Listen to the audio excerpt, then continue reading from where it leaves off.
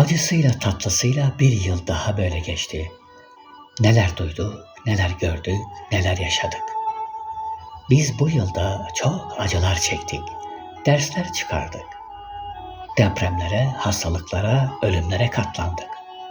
Bazen söz dinledik, bazen yalanlara inandık. Kaybetme korkusu ile bir yıl daha böyle geçti. Olumsuz günleri yaşadıkça eski günlerimizi aradık. Her şeye rağmen bildiğimizi okuduk. Yapılandan şaşmadık. Bitti, tükendi derken 2025 gerçekten farkına varmadan bitti.